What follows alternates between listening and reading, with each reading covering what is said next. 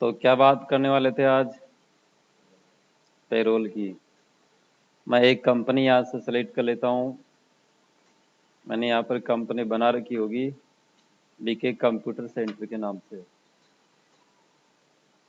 और जो हेमंत जाट ये कंपनी है, इसको मैं क्या कर देता हूँ, सट कंपनी कर देता हूँ।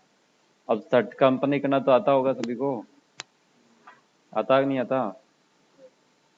बताओ, पेरोल चालू करने के लिए सबसे पहले कौन सा ऑप्शन चालू करना पड़ता है? कौन सा? ऐप 11 में जाके ये जो पेरोल का ऑप्शन होता है, मेंटेन पेरोल, इस ऑप्शन को क्या करना पड़ेगा? यस करना पड़ेगा। अगर ये ऑप्शन यस नहीं है तो वहां पर जब आप क्रीट में जाओगे तो पेरोल से संबंधित कोई भी इंफॉर्मेशन नहीं आएगी। चलो मैं इसको एक बार नो करके बता देता हूँ। जैसे मैंने मान लिया इसको नो कर दिया यहाँ से, और मैं इसको सेव कर देता हूँ स्क्रीन को। अब जब आप क्रीट में जाओगे तो पेरोल से संबंधित कोई डिटेल आ रही है? जैसे आपने पेड्स बनाया था, यूनिट बनाया था, अटेंडेंस बनाई थी, एम्प्लॉय बनाए थे, वो आ रहा है कि यहाँ पर? नहीं आ रहा। तो ये ऑप्शन कैसे आएगा? जब आप पेरोल को चालू करोगे। और पेरोल चालू कहाँ से होगा? जब आप ऐप 11 में जाओगे। तो जैसे आप ऐप 11 में जाओगे तो यहाँ पर ये जो ऑप्शन आ रहा है मेंटेन पेरोल, इस ऑप्शन को आपको करना है यस। तो यहाँ पर मैं कर देता हूँ इसको यस। बाकी चीजें यस नो कुछ भी नहीं करना है, स्क्रीन को एक्सेप्ट करके बैक आ जाओगे। अब आपको जाना है क्रीट में। और क्रीट में जाने के बाद में सबसे पहले मैंने कौन सी चीज बताई थी? यूनिट। लेकिन शायद मैंने यूनिट बना रखे होंगे। जो चीजें मैंने बना रखी है इनको एक बार मैं सबको डिलीट कर देता हूँ यहाँ से। तो मैं जाता हूँ यहाँ पर यूनिट में, इसको मैं क्या कर देता हूँ, डिलीट कर देता हूँ।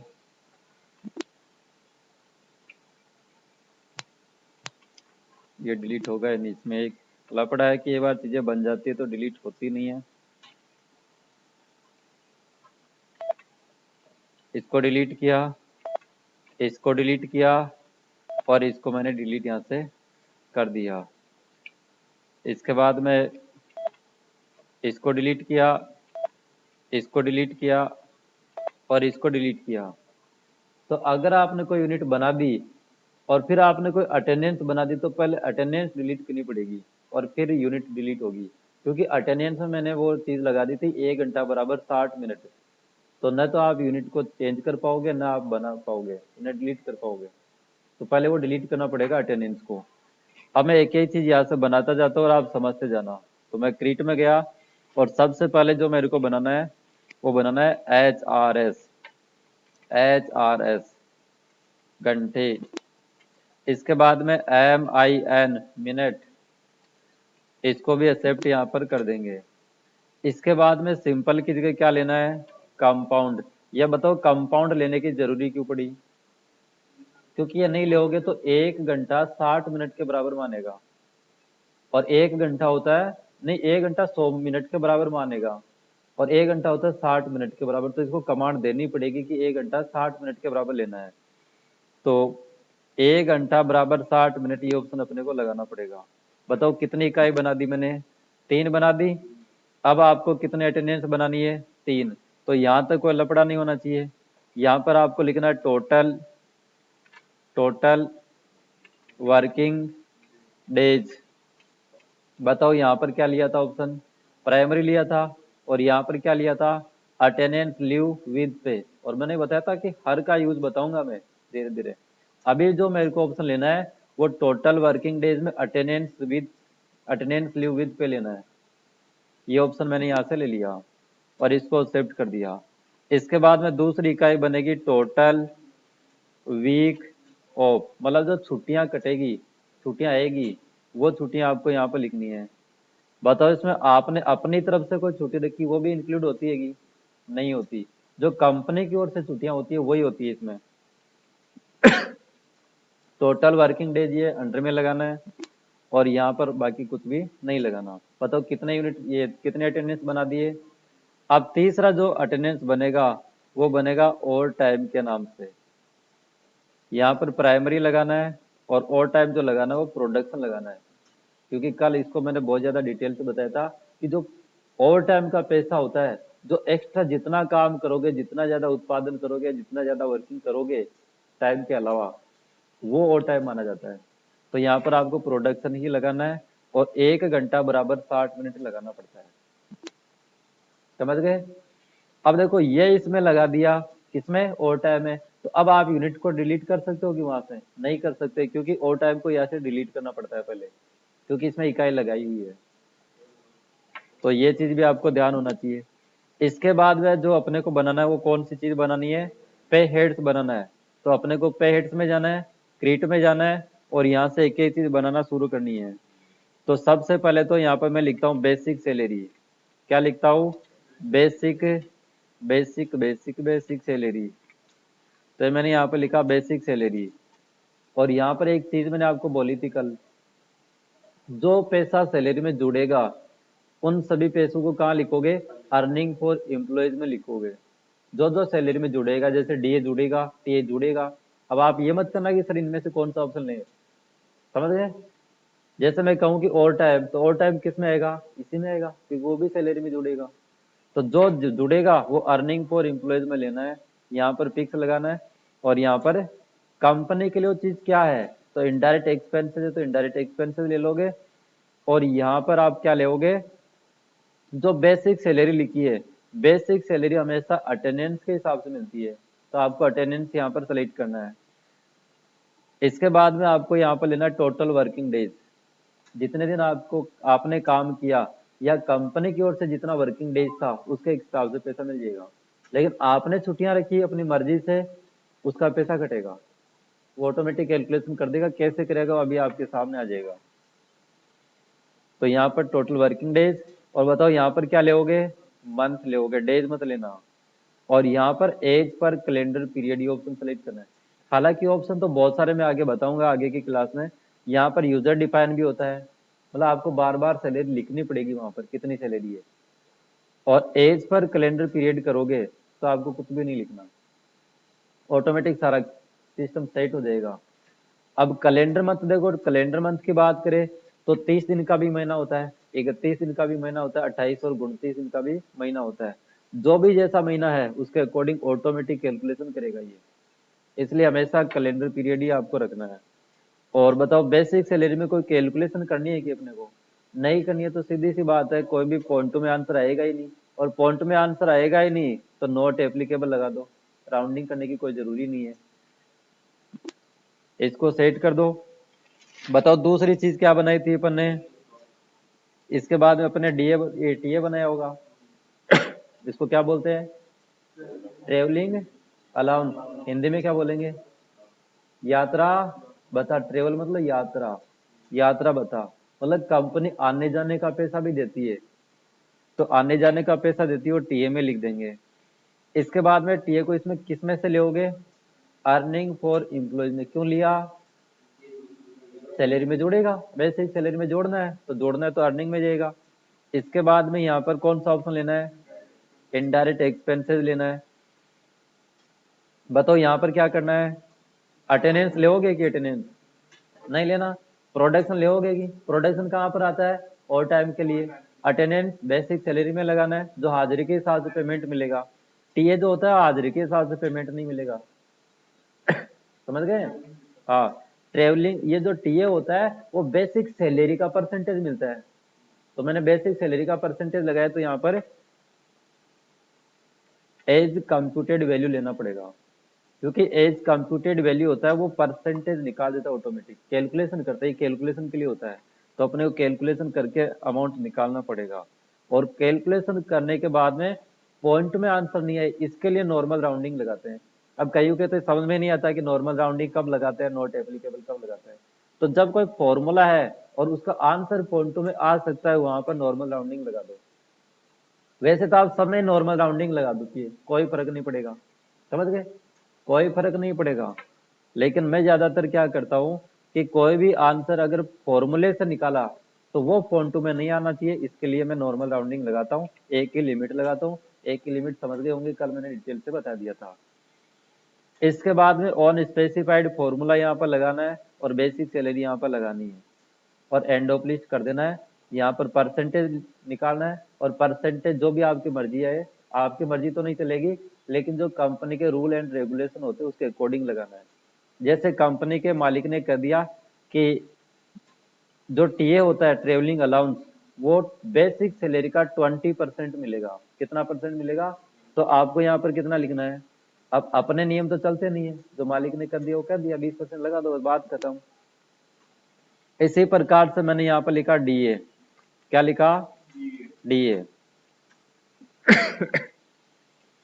अर्निंग फॉर एम्प्लॉइज फिक्स और इनडायरेक्ट एक्सपेंसेस, और यहाँ पर एज कंप्यूटेड वैल्यू और नॉर्मल राउंडिंग एक ही लिमिट। बताओ यहाँ पर कौन सा ऑप्शन लगेगा? On specified formula. और बेसिक सैलरी का लेना तो केवल बेसिक सैलरी सेलेक्ट करनी है, जो भी कंपनी की तरफ से डिसाइड किया गया वो अमाउंट है आप लिख दोगे, परसेंटेज लिख दोगे। मैंने यहाँ पर 15% लिख दिया, तो बेसिक सैलरी का टोटल 15% निकल जाएगा। और क्या हो सकता है? और तो वैसे एचआरए भी हो सकता है, हाउस रेंट अलाउंस, मतलब रहने खाने का भी पैसा अगर कंपनी देती है तो हाउस रेंट अलाउंस, मकान किराया भत्ता, और ये भी सैलरी में जुड़ेगा, इसलिए अर्निंग फॉर एम्प्लॉयज यहाँ पर लगा देंगे। इनडायरेक्ट एक्सपेंसेस यहाँ पर लगा देंगे, और यहाँ पर क्या लगाएंगे बताओ? कंप्यूटेड वैल्यू लगाएंगे कि नहीं लगाएंगे? और यहाँ पर नॉर्मल राउंडिंग लगा देंगे, एक ही लिमिट लगा देंगे, और यहाँ पर कौन सा ऑप्शन लगाना है? On specified formula. बताओ ये ऑप्शन क्यों लगाया? ऑन स्पेसिफाइड फॉर्मूला ही क्यों लगाया? क्योंकि ये नहीं लगाओगे तो फॉर्मूला लगेगा कैसे? और फॉर्मूला लगा रखा है मैंने क्वेश्चन में कि एचआरए जो है वो बेसिक सैलरी का कितना परसेंट है, इसके लिए अपन स्पेसिफाइड फॉर्मूला ही लगाएंगे। तो बेसिक सैलरी का परसेंटेज निकालना, मान लीजिए अपने को 10%, समझ गए? ये 10% निकाल देगा ऑटोमेटिक। इसके बाद में बात करें बोनस की, तो बोनस है तो लिख दो भाई, बोनस लिख दो। बोनस भी अर्निंग में जाएगा, तो अर्निंग फॉर एम्प्लॉयज में यहाँ पर ले लेंगे, फिक्स ले लेंगे, इनडायरेक्ट एक्सपेंसेज में ले जाएंगे, और यहाँ पर बताओ क्या लगाओगे? बोनस फिक्स दे रहे हैं अपन किसी को 500 700 जो भी है, तो फ्लैट रेट में लगा देंगे। मतलब कोई कैलकुलेशन नहीं है, फिक्स है, आपने छुट्टी रखी नहीं रखी उसका भी कोई फर्क नहीं पड़ेगा, इसलिए अपन में लगा देंगे फ्लैट रेट। बोनस जो होता है मंथली देंगे तो मंथली लगा दो। इसके बाद में बात करते हैं ओवर टाइम की। ओवर टाइम, तो यहाँ पर मैंने लिखा over time, earning for employees में ले जाएंगे, इसके बाद में इनडायरेक्ट एक्सपेंसेस में ले जाएंगे, और इसके बाद में बताओ ओवर टाइम को किस में ले जाओगे? ऑन प्रोडक्शन में। यहाँ तक बात क्लियर है कि नहीं है? वैसे राउंडिंग लगाने की इसमें ओवर टाइम में कोई जरूरत नहीं होती, क्योंकि आपने कितने घंटे काम किया और 1 घंटे की लेबर मतलब मजदूरी है कितनी, उसको गुणा कर देगा तो क्वांटम में आंसर वैसे ही नहीं आएगा, और आ जाए तो नॉर्मल राउंडिंग लगा देना। बताओ यहाँ तक क्लियर हो गया मामला? अब आपके सैलरी में से पीएफ कटेगा, तो एक पीएफ का भी बना लो। पीएफ में बताओ क्या लगाओगे? एम्प्लॉय स्टेटरी डिडक्शन, समझ गए? तो एम्प्लॉय स्टेटरी डिडक्शन मतलब वैधानिक कटौती, और वैधानिक कटौती आती है पीएफ, क्योंकि अपनी मनमर्जी नहीं चलती है, ये विधान का नियम है, कानून का नियम है, पीएफ काटना पड़ेगा। करंट लायबिलिटीज में चला जाएगा, क्योंकि ये बहुत ज्यादा डिटेल से मैंने कल बता दिया था आपको। और नॉर्मल राउंडिंग यहाँ पर लगा दो, एक की लिमिट यहाँ पर लगा देंगे, ऑन स्पेसिफाइड फॉर्मूला लगा देंगे, बेसिक। अब इस पीएफ का ध्यान रखना, पीएफ अगर केवल बेसिक सैलरी में से कटेगा तब तो क्या सेलेक्ट करना? Basic salary. और basic salary, bonus, DA, HRA, overtime के सबको जोड़कर काटना है, टोटल सैलरी में से काटना, तो सबको सेलेक्ट करना पड़ेगा। बात समझ में आई कि नहीं आई? जैसे मैं अब की बार क्या करता हूँ, कल तो मैंने बेसिक सैलरी में से घटाया था, आज मैं सबका टोटल जोड़कर उसका 12% पीएफ घटाता हूँ।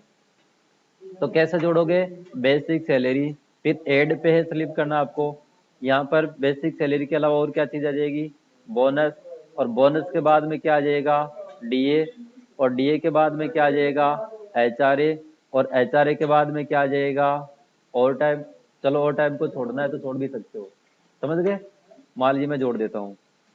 इसके बाद में आपको जाना है टीए में, मतलब इन सब का जोड़कर कितना परसेंट घटाना है? 12%। तो 12% इस प्रकार से आप घटा दोगे। बताओ ये बात भी समझ में आई कि नहीं आई? इसके बाद में बात करें तो अपन कौन सी चीज बनाएंगे यहाँ से? एम्प्लॉई। क्या चीज बनाएंगे? देखो अपन ने क्या क्या चीजें बना ली, अपन ने यूनिट बना लिया, अटेंडेंस बना ली, पे हेड बना दी, और अब एम्प्लॉय बनाएंगे। और एम्प्लॉय बनाने के लिए अपने को जाना पड़ेगा एम्प्लॉय में। तो एम्प्लॉय में जाएंगे, क्रिएट में जाएंगे। जैसे मान लिया यहाँ पर मैंने लिखा राजवीर, राजवीर जाखड़। यहाँ पर इस ऑप्शन को यस करना नो करना बताओ। इसको यस करना कंपल्सरी है, यस करना ही है आपको, समझ गए। अब बेसिक सैलरी इनकी जितनी है उतनी लिख दो। जैसे इसकी सैलरी मैंने लिख दी यहाँ पर 25,000 रुपए। बोनस जितना है उतना लिख दो। जैसे मैंने लिख दिया 500 रुपए। फॉर्मूला वाली सारी चीजें ऑटोमेटिक ले लेगा।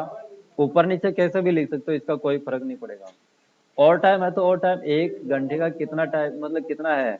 जैसे मैंने लिखा 650 रुपये प्रति घंटा, तो 650 रुपये प्रति घंटे के हिसाब से मिल जाएंगे। बाकी ये जो इन्फॉर्मेशन है वो लिख देंगे। कल मैंने डिटेल से आपको बता दिया था।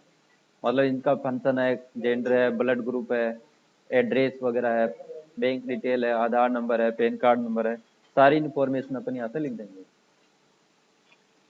एक जैसे यहाँ पर मैंने लिखा मनीष जी व्यास।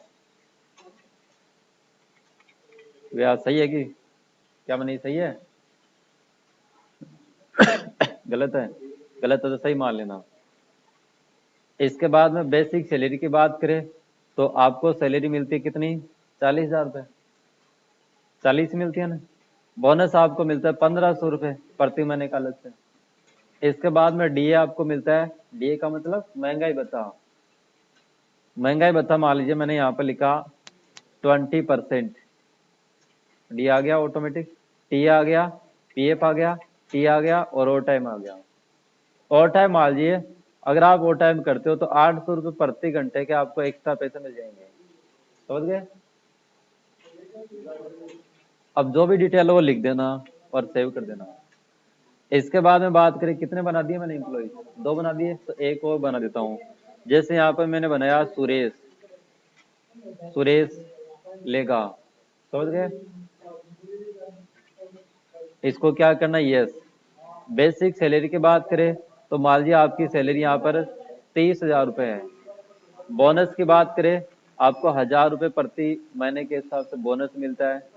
डीए, एचआरए, पीएफ, टीए, और टाइम मिलता है आपको मान लीजिए 750 रुपये प्रति घंटे के हिसाब से। ये सारी चीजें बनाई कि नहीं बनाई? ये सारी चीजें बना ली। तो अब इसकी एंट्री कैसे बनती है वो भी मैं आपको बता देता हूँ। एंट्री बनाने के लिए सबसे पहले आपको कहाँ जाना पड़ता है? आपको सबसे पहले जाना पड़ेगा वाउचर में, समझ गए। और सबसे पहले आपको जो लगाना पड़ता है वो अटेंडेंस लगानी पड़ती है। और अटेंडेंस हमेशा महीने की अंतिम तारीख को लगती है। अब जैसे मैं बात करूं अप्रैल की, तो अप्रैल की अंतिम तारीख कौन सी होती है? 30 तारीख। और मई की 31 तारीख। तो जैसे मैं अप्रैल का ही बना देता हूँ, यहाँ पर मैं अटेंडेंस लगाता हूँ, होती तो आप यहाँ चले जाना और यहाँ पर सारी सॉर्ट की मिल जाएगी। देखो कंट्रोल F4, समझ गए। तो यहाँ से सारी सॉर्ट की आपको मिल जाएगी। अरे पीछे बातें नहीं। अब बात करते हैं अपन पेरोल की। तो पेरोल में क्या कर लेंगे? ऑटो फिल कर लेंगे। तो ऑटो फिल मैंने यहाँ पर लगा दिया। यहाँ पर कौन सा ऑप्शन सेलेक्ट करना है? एक होता है यूजर डिफाइन। अगर यूजर डिफाइन कर दिया तो बार बार आपकी सबकी सैलरी लिखनी पड़ेगी। यहाँ पर मैं सैलरी लिख देता हूँ और यहाँ पर मेरे को कुछ भी नहीं करना। ऑल आइटम सेलेक्ट कर लिया और यहाँ पर कैश सेलेक्ट कर लिया, कैश से पेमेंट कर दिएगा। अब देखो राजवीर के मैंने और टाइम लिखा था कि नहीं लिखा था, तो खाली आ रहा है, बाकी सबके लिखा था आ रहा है। तो यहाँ तक बात समझ में आई कि नहीं आई?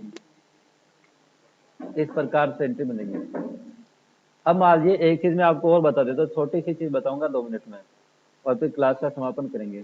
मान लीजिए कि सुरेश लेगा ये कह दे कि पे स्लिप दो मेरे को निकाल के, प्रिंट निकाल के दो, मैंने कितना ओवर टाइम किया, घर वाले मांगते हैं या बैंक में वो मांग रहे हैं कि आपकी स्लिप लेके आओ इस महीने की, क्योंकि लोन लेते हैं तो स्लिप लगानी पड़ती है सैलरी की जो भी है। तो आप यहाँ से स्लिप लेके जाओगे तो आप प्रिंट कहाँ से दोगे? मैंने एक चीज बताई थी कि जितने भी रिपोर्ट मिलेगी वो कहाँ मिलेगी? डिस्प्ले मोर रिपोर्ट में मिलेगी। तो आप जाओगे डिस्प्ले मोर रिपोर्ट में। इसके बाद में आपको कहाँ जाना है? पेरोल रिपोर्ट में जाना है। मतलब पेरोल की सारी रिपोर्ट यहाँ पर मिलेगी। अब बताओ आपको क्या लेना है? पे स्लिप लेनी है तो पे स्लिप में जाओ, इसके बाद में किसके लेनी है आपको, सुरेश लेगा कि ये आ गई पे स्लिप, बताओ। अब देखो टोटल वर्किंग डेज कितना था 29, मतलब आपने एक छुट्टी रखी थी, आपका एक दिन का पेमेंट कटेगा, आपका वर्किंग डेज माना जाएगा 29 दिन, क्योंकि मैंने कहा था कंपनी की ओर से जो छुट्टियां होती है उसका तो पेमेंट मिलेगा, तो 4 दिन का ये पेमेंट तो मिलेगा, एक दिन का पेमेंट कटेगा, 29 दिन की हाजिरी जुड़ी है आपकी, समझ गए। तो ये ध्यान रखना अपने को। ओवर टाइम आपने 15 घंटे कर रखा है, तो आपकी बेसिक सैलरी देखो, टोटल सैलरी कितनी थी 30,000, लेकिन आपको मिली कितनी, बस 30,000 सैलरी 30 दिन की है, एक दिन की सैलरी कितनी होती है 1,000 रुपए, तो 1,000 रुपए कट के बाद खत्म, समझ गए। बोनस आपका 1,000 फिक्स मिल जाएगा, लेकिन देखो डीए 4,500 रुपए था, आपको मिला 4,350 रुपए, क्योंकि जो डीए होता है वो बेसिक सैलरी का निकलता है, सैलरी 29,000 का वो परसेंटेज निकाले ना, इतना आएगा, और 30,000 का वो परसेंट निकालोगे तो 4500 आएगा, समझ गए। अब ये जो कैलकुलेशन वाली चीज है वो सारी 29,000 की निकलेगी। अब टोटल सैलरी आपकी बननी चाहिए थी 55,750 रुपए, लेकिन आपने एक दिन की छुट्टी रखी, इसका मतलब 54,300 रुपए आपकी सैलरी बन गई, और पीएफ कट गया देखो 6,000, इधर देखो 6,690 रुपए पीएफ कटना चाहिए था, लेकिन आपने एक छुट्टी रखी, 6,516 रुपए पीएफ कट गया, समझ गए। इस प्रकार से ये पे स्लिप होती है। नेट अमाउंट की बात करें, नेट अमाउंट, तो ये 49,060 रुपए मिलना चाहिए था, 43,784 रुपए आपके अमाउंट मिल गया। तो बात समझ में आई कि नहीं आई, समझ गए। इसका अगर आपको प्रिंट लेना हो तो आप कंट्रोल के साथ में कौन सा बटन दबाओगे, पी। अब प्रिंटर में यहाँ पर प्रीव्यू दिखा देता हूँ आपको, प्रीव्यू कैसा आएगा, तो इस प्रकार से इसका प्रीव्यू आ जाएगा, BK computer centre, Jadra road, Kuchaman city, और ये पे स्लिप सुरेश लेगा की, जो इन्फॉर्मेशन वहां पर भरोगे मैंने कहा था वो सारी यहाँ पे लिखी हुई मिलेगी आपको। 29 दिन का आपका पेमेंट मिल रहा है, 4 बजे से वीक ऑफ भी था, 45 आपने ओवर टाइम किए, ओवर टाइम का पैसा आपको 11,250 मिल रहा है अलग से, टोटल 54,300, बनना तो इतना चाहिए था, लेकिन एक छुट्टी रखी तो आपको इतना ही मिला, और ये पीएफ का कट गया 6,516 रुपए, आपको सैलरी मिल जाएगी 47,784 रुपए। तो बताओ यहाँ तक बात समझ में आई कि नहीं आई, आ गई समझ में, तो बात समझ में आ गई, तो ये आपकी क्लास ही समाप्त हो गई आज। बाकी मैंने ट्रायल बैलेंस देखना और सारे बैलेंस चेक करना और ये सब मैंने आपको पहले बता दिया था, कल की क्लास में और बातें कर लेंगे।